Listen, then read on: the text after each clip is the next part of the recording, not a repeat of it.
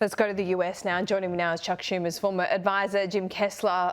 Jim, thanks so much for your time. Great to see you. First of all, I thought it was notable that Donald Trump is meeting with some of these big social media CEOs, TikTok among them.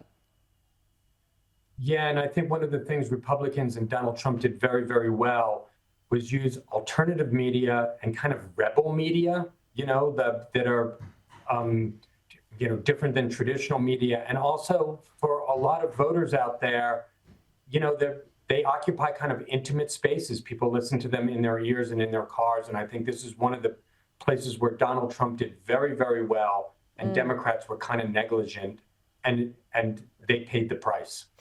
Yeah, before the election, you and I were talking about the TikTok generation and, this brat era, Kamala Harris being demure, all these kind of TikTok generation phrases and descriptions of leaders. This was something that I thought the Democrats actually did okay in. If you went to some of their rallies like I did in Philly, for example, there were so many TikTokers there, invited guests of the campaign, I would say. So it's not like it was a blind spot for them.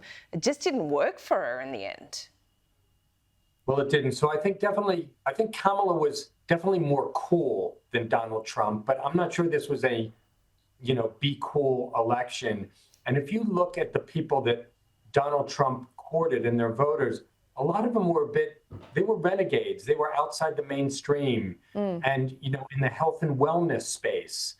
And like in the Joe Rogan mold, you mean? Exactly. And so that is a different voter group. They're more low propensity voters, and they're voters that aren't paying attention to maybe traditional media where they're going to get their political information. And I think they did a very good job on that. And, with Democrats is a little bit more celebrity oriented, Beyonce and that sort of thing. And why do they keep on doing that, Jim? Because it obviously doesn't work. I mean, again, going back to that celebrity, star-studded last final campaign rally in Philly, I mean, Kamala didn't come on stage till midnight. Lady Gaga was there, Oprah was there, but it was all very late. I mean, who is that for? Right. And I do think, look, everybody loves to see a celebrity and hear some songs, but,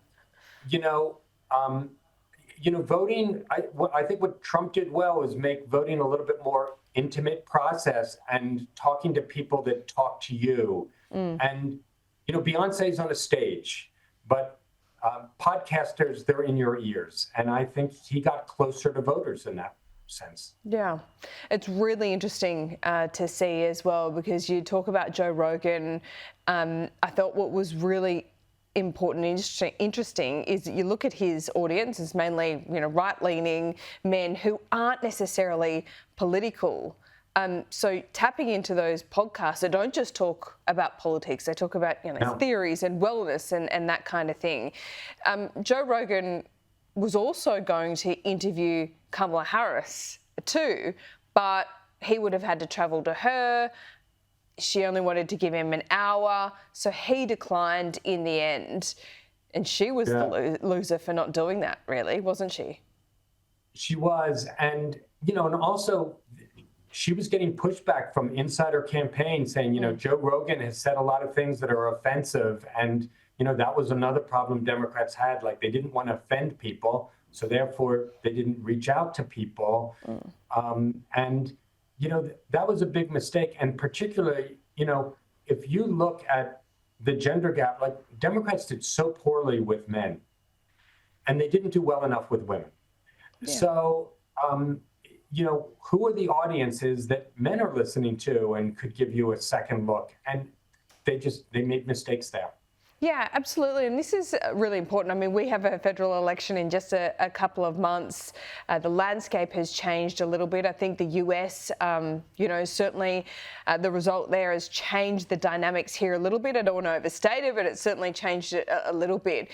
What would be, you've had a bit of distance between the election now. What would be your message to Democrats inside Washington when it comes to engaging with the media? Because I think a lot of modern politics is forgetting that you need to believe in something, but also it's most important to speak to the people that don't agree with you, rather than getting into this kind of toxic feedback loop of, you know, your own beliefs being repeated back to you and affirmed.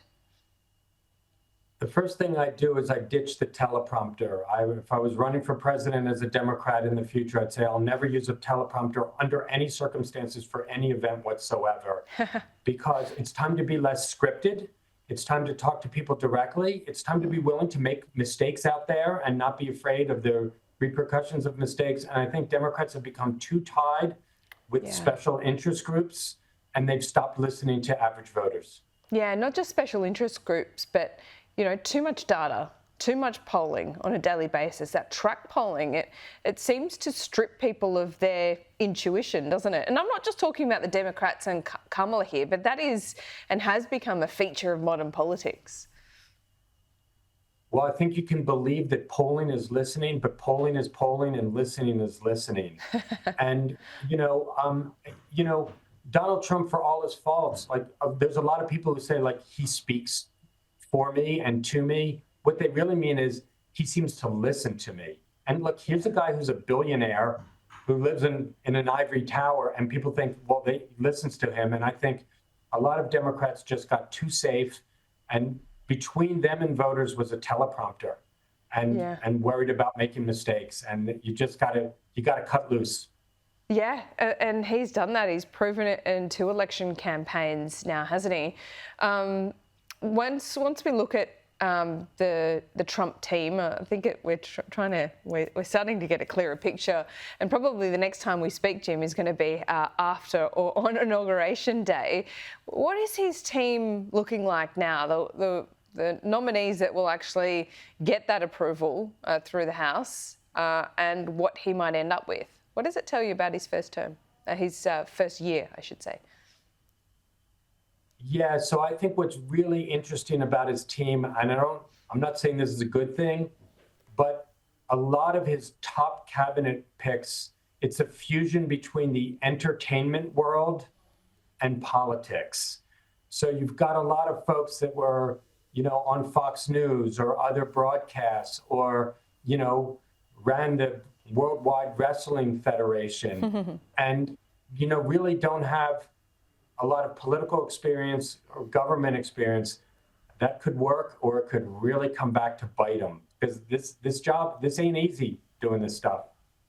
It certainly isn't. Jim, Merry Christmas to you and your family. I hope you have somewhat of a break. Have you got any final thoughts going into Christmas? Would you rather forget this year, or using it as motivation into the next? This was a really tough year for a Democrat, but I'm ready. I've got my fighting gloves on. I'm ready to go next year. Okay.